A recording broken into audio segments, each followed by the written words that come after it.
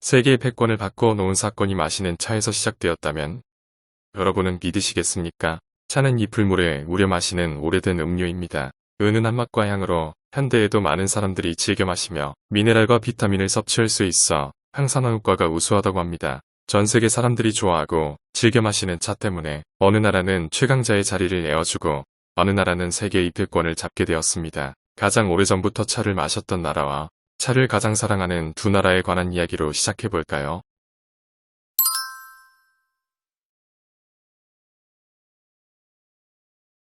중국은 차 생산의 43%를 차지할 정도로 압도적인 차 생산국입니다. 지리적으로 수질이 나쁘기 때문에 예로부터 물을 끓여 마시는 습관이 있었는데 차를 마시는 역사는 5천년 전부터 시작되었죠. 차의 종류만 해도 200종이 넘습니다. 특히나 중국의 기름진 식생활을 중화시키는 효과가 있어 중국인들은 차를 늘 즐겨 마십니다. 그렇다면 세계에서 차를 가장 많이 마시는 나라는 어디일까요? 차 소비량 1위는 영국입니다. 17세기 초 찰스 2세는 포르투갈의 왕녀 캐서린과 정략 결혼을 합니다. 당시 포르투갈은 영국인들에게 동경의 나라였습니다. 동경하는 나라에서 영국으로 시집온 캐서린의 이삿짐에는 고급 찻잔과 홍차가 있었습니다. 홍차를 품위 있게 우려 마시는 왕비를 보고 귀족층은 그 모습에 빠지게 되었고 서민들에게까지 급속도로 퍼져나갑니다. 당신이 먹는 것이 당신이 속한 계층이라는 말이 있을 정도로 영국인들에게 먹고 마시는 것은 의식주 이상의 의미를 내포하고 있었습니다. 실제로 영국은 하루 8잔 정도 차를 마시며 티타임일 때는 가급적 방문을 자제해야 하는 것을 에티켓으로 여길 만큼 차를 즐겨합니다. 전쟁 중에도 티타임을 가졌을 정도라면 영국인들의 남다른 차사랑은 말 안 해도 아시겠죠. 동양의 잠자는 사자, 침묵의 강자, 아시아의 맹주 등으로 서양인들에게는 중국은 신비로운 나라였습니다. 당시 청나라는 중국 역사상 가히 가장 발전한 시기로 300년에 달하는 긴 세월 동안 황제의 계통이나 혈통의 중단 없이 중국 대륙을 통치한 강력한 나라였습니다. 전성기의 청은 지금의 중화인민공화국보다도 더 넓은 영토를 가지고 있었고 인도 경제력의 2배일 만큼 세계에서 가장 높은 GDP를 자랑하는 나라였습니다. 이토록 신비롭고 강력한 청나라에 유럽 상인들은 몰려들어 비단, 도자기, 차를 사갔습니다. 그 중에서도 영국인들이 가장 사랑하는 중국 무역품은 차였습니다. 영국은 비가 자주 내리는 섬나라이기 때문에 석회질의 물로 식재료가 다양하지 못했습니다. 그 때문에 차 문화는 빠르게 퍼져나갔죠. 당시 영국의 일반 가정의 수입 중 5%가 차를 구매하는데 사용한다는 통계가 나올 정도로 차를 좋아했으며 나중에는 차가 중국 무역품의 90%를 차지했습니다. 유럽은 물건값을 은으로 지불했고 그야말로 중국에는 은이 쏟아졌습니다.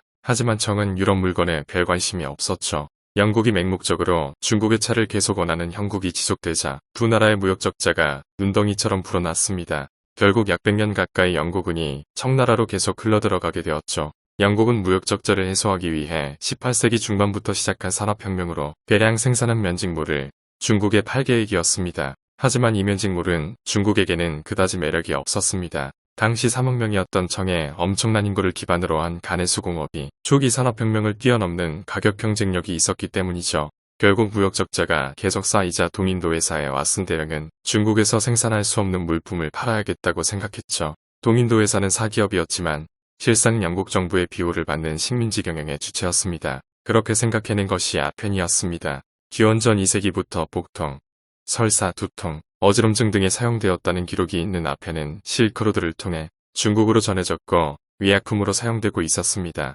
당시 중국은 의약품에 사용되는 아펜을 인도네시아 자바섬에서 수입해서 쓰고 있었습니다. 결국 영국의 식민지였던 인도의 벵골만 인근 지역 농민들에게 아펜 재배를 강요하고 전량을 매입하여 중국에 수출합니다. 영국 내부에서도 아펜밀 수출에 대한 비판이 있었지만 결국 무역 적자를 해소하기 위해 영국의 빅토리아 여왕도 묵인하게 됩니다. 처음에는 육체노동으로 지친 중국의 하층민들을 시작으로 중국인들 사이에 급속도로 아펜이 파급되었습니다. 급속도로 퍼진 아펜은 현실의 고통을 잊기 위해 수많은 중국인들이 선택하였고 당시 아펜에 중독된 중국인은 중국 남자의 25%에 이르는 400만 명이었습니다. 경제활동을 하고 공부를 해야 할 청장양 근로자, 학생들이 아펜에 중독되어 폐인이 되어 있었습니다. 서민들은 아펜을 사느라 파산하거나 일가족을 팔아넘기기도 하고 상류층은 공무행정 처리가 안 될 정도였으니까요. 아펜 중독은 청나라의 부정부패가 만연하게 만들었고 중국 조정에 세금을 낼 사람이 없을 정도로 피폐하게 되었죠.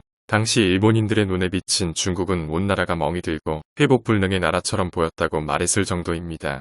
아편이 타들어갈수록 나라의 수명도 타들어가고 있었던 것이지요. 이렇게 되자 1839년 청나라 관리인 임칙선은 아편 밀수입과 거래 금지령을 내립니다. 27세에 과거 급제한 임칙선은 강직하고 청렴한 관리였죠. 임칙서의 형도 아편 중독으로 죽자 탐과 놀이를 척결하고 부정부패의 온상인 아편을 몰수하죠. 임칙서의 강공 드라이브는 성공적이었습니다. 하지만 영국 자본가들이 청나라가 무역의 자유를 침해하고 사유재산을 몰수했다는 빌미로 중국을 공격해 1840년 1차 아편전쟁이 발발해 1841년 광저우 남쪽의 작은 어촌이던 홍콩섬이 함락당하고 5개의 항구를 열게 됩니다.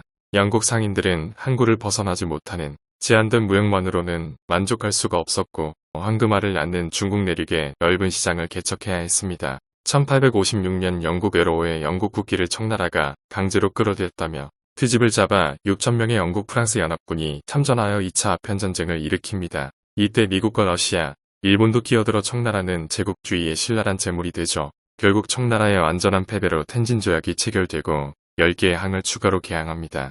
이 조약으로 외국인의 내륙 여행도 가능하게 하고 막대한 배상금마저 지불하게 됩니다. 결국 아편전쟁은 영국의 자본주의가 중국 침략의 발판을 마련한 계기가 되었고 아시아의 최강자로 용의 후손이라 믿는 중국을 열강의 반식민지 체제에 들어가게 만드는 확실한 빌미를 제공하게 된 것입니다. 결국 1차 아편전쟁에 패한 중국은 난징 조약에서 전쟁 전리품으로 홍콩을 영국에 양도합니다. 홍콩은 동남아시아와 태평양으로 뻗어나가기 위한 요충지에 위치하고 있었고 주간 근처에 있어 중국 진출이 용이했죠. 중국 역사상 자신의 영토를 확장한 선례는 많았지만 다른 나라의 영토를 나누어 준 적이 한 번도 없었던 중국의 자존심은 완전히 무너졌습니다. 아편전쟁은 19세기 중반까지 전 세계에서 가장 강력하고 부유했던 중국이 몰락하고 서유럽을 부상할 수 있는 세계 흐름의 판도를 바꾼 중요한 사건의 계기가 되었던 것입니다. 당시 3억 명의 중국은 1,000만 명의 영국 앞에 맥없이 무릎을 꿇으면서 중국인과 동양인의 머릿속에 강력하게 박혀있던 중화사상을 뒤흔드는 것은 물론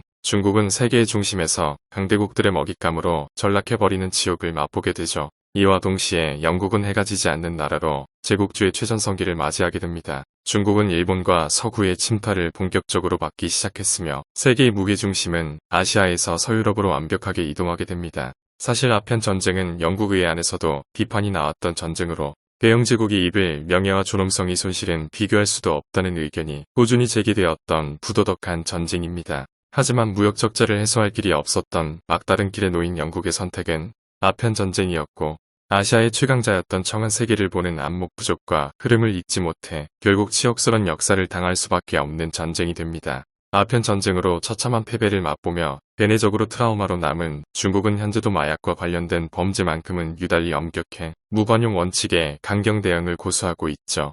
일정량 이상 제조, 유통까지 하면 최소 종신형에서 시작해 최고 사형까지도 집행하고 있습니다. 중국 역사 시간에 제대로 언급되지도 않을 만큼 큰 상처로 남은 아편 전쟁. 시대의 흐름을 제대로 읽지 못한 대가가 얼마나 잔혹했는지를 뼈저리게 보여주는 세계사의 교훈으로 바라봐야 할 가슴 아픈 전쟁입니다.